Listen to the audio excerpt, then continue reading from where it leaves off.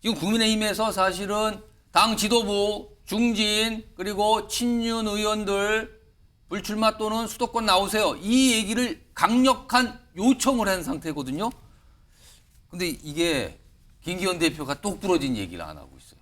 이런 와중에 민주당에서도 김기현 대표를 거론하거든요. 두 가지 영상이 묶여 있습니다. 들어보시죠.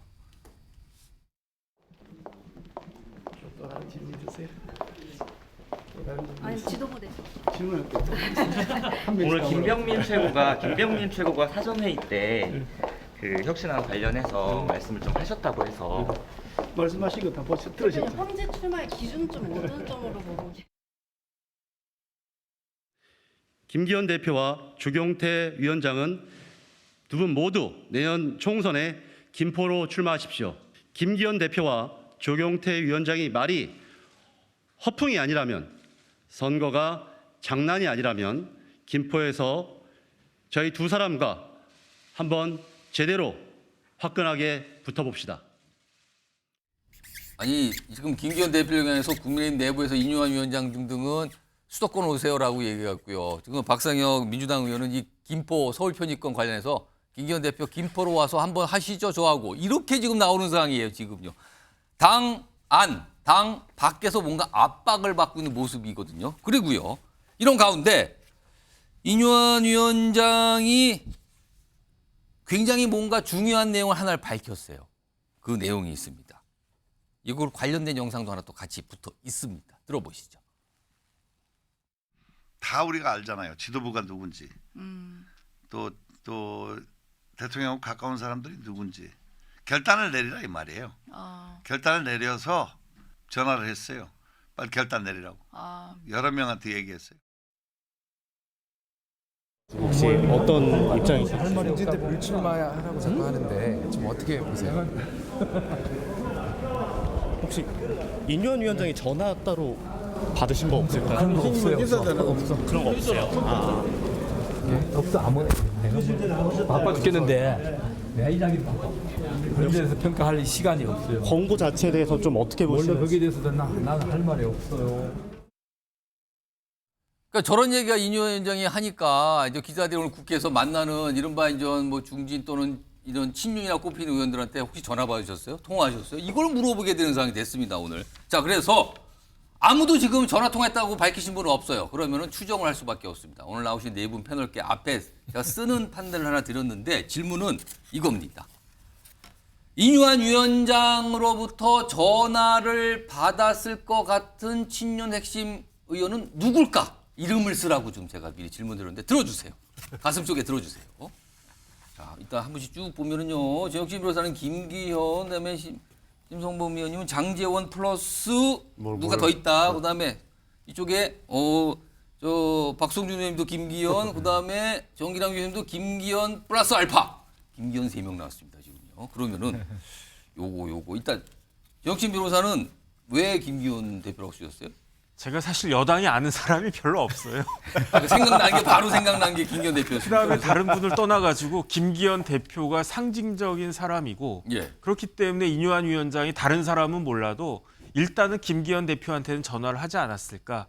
그다음에 굉장히 많은 그런 압박을 김기현 대표가 여러모로 이제 받고 있지 않을까. 저는 그런 생각이 들었습니다. 저번에 박성준 의원님도 들어보세요. 김기현 대표라고 쓰셨죠? 그러면은 뭐 비슷한 생각일 것 같은데 비슷하죠. 그러면은 김기현 대표가 결국에는 수도권 출마 선택을 할 거로 보세요? 저는 이제 마지막에는 어떤 불출마도 고려할 수 있다고 봐요. 마지막 불출마까지도. 왜 그러냐면 이제 정치도 이제 흐름을 봐야 되는데 김기현 대표가 5선 아닙니까? 제가 알기로는 5선이죠. 5선 의원. 4선인가요? 5선인가요? 김기현 대표가? 4선 같은데. 4선입니까? 4선인가요? 뭐 울산에서 오랫동안 해오지 않았습니까? 그리고 이번에 이제 당대표 과정에서 보면은 꼴찌 후보 아니었어요. 당대표 경선 과정에서 거의. 그런데 그거를 공중 부양시켜가지고. 공중 부양이요? 그래서 버블을 만들어서 예. 실제 당대표를 만든 거 아니겠습니까? 그런데 당대표를 만들었는데 오늘날 집권 여당의 위기를 누가 초래했냐? 결국은 김기현 대표 리더십 아니겠어요? 그럼 그거에 대한 책임을 지고 사실은 물러났어야 되는 거예요. 원래는. 예. 그게 바로 혁신인 거예요. 원래. 예. 근데 그 혁신의 물꼬를 누가 터줘야 되는 거냐면 결국 김기현 아니겠습니까? 그러면 지도부를 얘기하면서 김기현 대표가 친윤의 핵심이 된 거죠. 왜?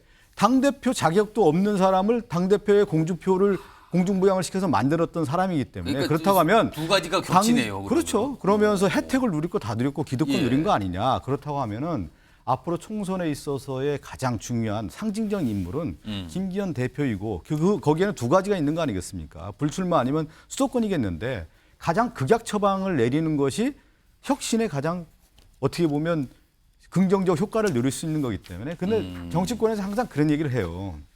자기가 피하려다가 새로운 길을 만들었는데 그 길에 예. 갇히는 경우가 많은데 결국은 이번에 강서 구청장 보궐선거에서 수도권의 민심을 읽게 되고 김기현 대표 체제가 물러나야 된다는 목소리가 크니까 예. 하나가 자기가 살기 위해서 혁신위원회를 만든 거 아니겠습니까? 근데 혁신위원회가 해야 될 일은 뭡니까?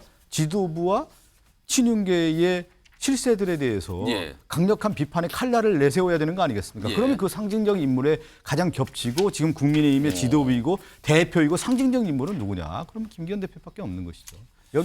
거기에 갈 수밖에 없는 것이죠. 지금 두 분 남으셨는데 김기현 대표가 하나 더 있고요. 쓰신 분 이번에 장제원 의원 플러스 중진 측근 이렇게 썼는데 네. 장제원 의원이 떠오르셨어요? 전화를 받았을 뻔한 의원이. 인요한 씨의 말 잘 보세요. 중진 측근. 예. 그다음에 또 하나는 자기가 당내에서 굉장히 비난받고 있다, 공격받고 있다는 이야기. 예, 미워하는 사람이 있다 분명히 자기를. 미움받고 있다. 또 정확하게 말하면 인요한 혁신위의 나 결론이 어떻게 될 것 같아요? 제가 보기에는 이게 구도가 남은 한 달 후에는 대통령실 또는 윤석열 대통령 대 영남 중진으로 흘러갈 공산이 커요. 그렇죠. 그렇게 되게 돼 있는 구도예요, 우리가 보면. 왜? 국민의힘의 111명의 현역 의원 가운데 86명이 지역구예요. 예. 86분 가운데 56명이 이른바 영남권. 그러면은 자, 새로운 피해 수요를 내지는 모든 것을 혁신한다 할 때 여기를 쇄신이든 물갈이든 어떤 식으로든 바꿔주라는 게 요구일 테고 그 핵심은 예. 당연히 PK 지역이 되어서 PK, TK 지역. 예. PK, TK 지역에서 중진 측근의 교집합이 뭐냐. 제가 보기에는 장제원 의원님 같아요. 그래서 저는 뭐 정보는 없지만 인요한 위원장이 전화를 했다면 장제원 의원은 빠지지 않았을 거라는 느낌이 있어서 말씀을 드렸던 거예요. 그래서 이 보통 일이 아니다. 이미 뭔가 보여주는 거다. 근데 인요한 위원장이 이런 얘기 중진 저 영남권 얘기 꺼내고 계속 하면서 네. 이런 얘기도 했거든요. 아까 들으셨지만 아니 총선에서 좀 떨어지면 어때라고 얘기를 했어요. 그래서 여권의 수단이라는 게 예. 어느 정부를 막론하고 자리라는 게 있잖아요. 자리. 예. 과감하게 도전하여 성취하면 대권 반열에 올라가거나 인물이 커지는 거고 그 당에서는 그 희생을 잊지 않겠다. 방식이 어떻게 보면은 그런 게 장관이라든지 뭐 공기업 사장 예. 이런 건 있어 왔잖아요. 그 현실을 이야기하는 거죠. 자, 마지막으로 정의당 교수 남았는데 정의당 잠깐 들고 계세요. 준비된 게 좀 있거든요. 지금 인요한 혁신위원장의 요구대로라면은 당 지도부 중진 친윤 의원들이 대부분 영남권에 많이 있거든요. 거기 떠나서 수도권에 출마 또는 불출마라는 건데 예를 들어서 수도권 출마라고 가정을 해보면 과연 수도권 서울 경기 쪽에 와서 경쟁력이 있겠는가라는 현실적인 질문도 나와 있거든요. 자, 이와 관련된 목소리가 있습니다. 들어보시죠. 그렇게 해서 험지 출마를 해서 성공한 분이 있습니까? 있습니다. 한 분. 동작을에 나온 정몽준 의원. 울산 맞아요. 동구에서 사선을 했죠. 그분 외에는 다 떨어졌잖아요. 아니 낸시 펠로우 같은 분은 자기 지역까지 20선을 한 분입니다. 이 지역 한 지역구는 그분이 그분을 믿고 있는 유권자들이 살고 있는 곳이에요. 그걸 함부로 바꾼다는 자체가 말이 안 되는 거예요. 자, 그러면 21대 총선 때 공천 과정이 정말 엉망이었어요. 예. 그때는 거의 뭐 제가 이제 정치 활동을 시작한 지 20년이 되었는데 그렇게 엉망진창으로 공천하는 건 정말 처음 봤거든요. 네. 서울 중랑 을구에 우리가 한 20년 동안 당선되지 않는 지역에 보내서 거기서도 경선을 하라 그랬어요. 예. 그러니까 한 2주 만에 경선 준비하다가 떨어졌죠. 김재원 전 최고위는 본인의 사례를 얘기하면서 이게 얼마나 힘든지 아는 이 얘기를 해주신 건데요. 화면 좀 보겠습니다. 화면 보시면 그러니까 이른바 이제 중진급 의원들이었는데 이른바 험지 쪽에 출마하신 분들 물론 서울에서 서울로 가는데 험지로 가신 분들이 많아요. 근데 대부분 다 낙선 뭐 경선 탈락. 지금 김재원 전 최고위원은 경북에서 서울 중랑을 갖다 경선 탈락이 됐잖아요. 한 분 딱 성공하는 게 정몽준 전 대표만 성공했다. 다음 화면 좀 보겠습니다. 유일한 성공 사례 아니냐? 이게 동작을 울산에 떠나서 이런 거예요, 지금요. 자, 마지막으로 정기란 교수님도 김기현 대표라고 쓰셨는데 앞서 제가 말씀드렸지만 임요한 혁신위원장은 아니 총선에서 좀 떨어지면 어떻습니까? 이렇게 얘기하면서 전 수도권 출마를 얘기하는 거거든요. 어떻게 보십니까? 김기현 대표. 임요한 위원장 입장에서 당연히 절박하죠. 지금 혁신위 자체가 동력을 잃을 판이에요.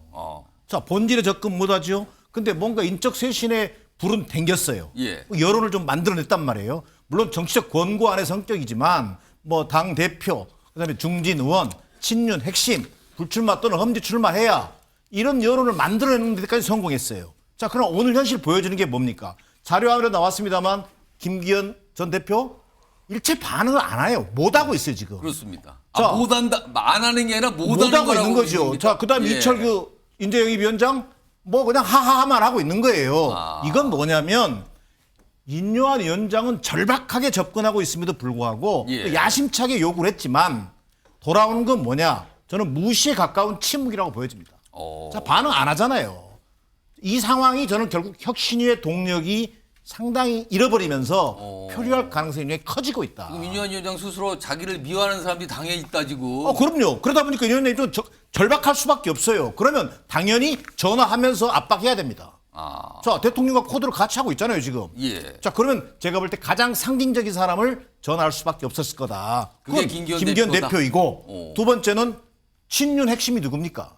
결국 20일 만에 복귀한 예를 들면 이철규 인재영입위원장. 저는 예. 이런 정도를 해야 전화했다고 할 수 있는 것이지 예. 지금은 좀 뭔가 거리를 두고 있는 약 대상은 30, 40명 됩니다만 예. 그런 의원들한테 전화하는 것은 곁가지에 불과하다. 예. 정말 본질에 직핍하고 있다면 저는 인요한 위원장이 김기현 대표나 최소한 이철규 위원장에게 전화해서 도움을 청했을 가능성은 있어 보입니다. 근데 이제 앵커께서 그 2008년 정몽준 당선을 얘기를 했잖아요. 예. 그건 지금의 사례와가 좀 비교 분석이 대상이 안 돼요. 왜 그래요? 그러냐면 안 맞습니까?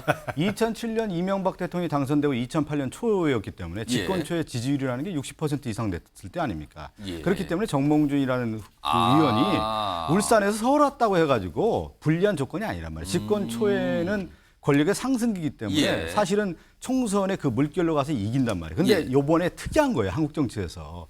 집권 초에 내년 2년도 채 안 되는 시기에서의 윤석열 대통령의 총선이 아닙니까? 예. 근데 정권 심판론이 지금 얘기가 나오고 있단 말이에요. 이거는 한국 정치의 특이한 현상이란 말이에요. 그래서 지금 사실은 국민의힘에 있는 많은 후보들이 예. 내년 총선에 윤석열 대통령의 사진과 얼굴을 걸고 총선을 못 칠 거라고 얘기하는 거 아니에요.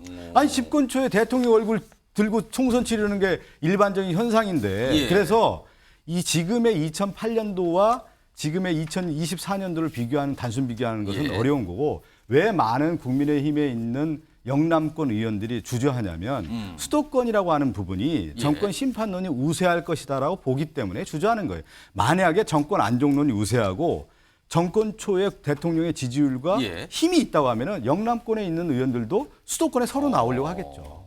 그게 완전 필요 충분 조건이 바뀌는 겁니다, 지금. 아니 이제 박 대변인 전 대변인의 말씀을 100% 제가 뭐 못 받아들이는 이유 중에 하나가 보십시오. 100% 받아들이는 게 아니라 못 받아들인다고 말씀하셨어요. 지금 보시오. 김포시 피해 문제로 해서 예. 어찌 됐건 그래서 정치로 올바름, 역사적으로 올바름과 상관없이 정치로 이슈화되고 있고 이렇게 되면은 이슈에 관한 한 국민의힘이 선점해서 수도권 분위기를 바꾸고 있단 말이에요. 요즘에 이슈를 국민에서 많이 던지고 당연히 있거든요. 이렇게 되면 예. 수도권에서도 해볼 만한 기류가 형성돼요. 그러면 지금 영남권에서 볼 때 지명도가 높고 전국적인 지명도를 갖고 있고 뭐 선거 캠페인 능력이 있는 사람들이라면 도전해볼 만한 그런 지역으로 변하고 있단 말이에요. 이런 부분에서는 그 압박 요인이 더 심해질 거예요. 제가 30초만 드릴게요. 뭐 말씀하시고 추가하실 거 있으면 하세요. 그러니까 이게 이슈라고 하는 것이 2008년도 총선이라는 게 뉴타운 아닙니까? 그것은 대세머리의 이슈란 말이에요. 예. 근데 이 김포는 이슈의 분열 이슈예요. 왜 그러냐면 지금 분명히 나와요. 뉴타운 할 때 서울의 모든 지역구에 있는 출마자들이 다 같이 하기로 원했잖아요. 예. 근데 지금 김포 이슈라고 하는 것이 수도권에 있는 많은 의원 출마자들이 원합니까? 아니면 지금 인천이든 충남도든 지역에 있는 부산이든 이슈 자체가 분열되는 이슈 아닙니까? 이것은 성공할 수 없는 이슈인데 이거를 이슈 파이팅을 한다? 이슈 패배 이슈를 하고 있는 거죠 지금 국힘위에서. 요거 제가 그걸 삼수 내가 볼 드릴게요, 때는 정말 이승범 의원님. 제가 100% 받아들이기 어려운 거예요. 알겠습니다. 제가 그때 말씀드린 역사와 정치 사적으로 이 무슨 의미인지 모르겠는데 미안한 이야기지만 정치 현실적으로 보면 굉장히 혈이 하나만 먹힌 이슈예요. 노무현 전 대통령께서 행정수도 이전 때문에 재미점 봤다고 할 정도로 제가 보기에는 이걸로 수도권에서 국민은 재미점 볼 수 있는 이슈인 만큼은 틀림이 없어요. 왜? 국민들의 어떻게 보면 나쁘게 표현하면 욕망의 정치지만 어떻게 보면 염원에 거기에다 불을 지른 그런 효과가 분명히 있는 거예요. 알겠습니다. 아, 욕망의 정치라는 표현까지 등장을 했어요. 아무튼 뭔가 이슈로 커지면서 정치권에서 뭐 질문을 이 관련 질문을 안 받을 수가 없는 상황이 됐거든요, 지금요.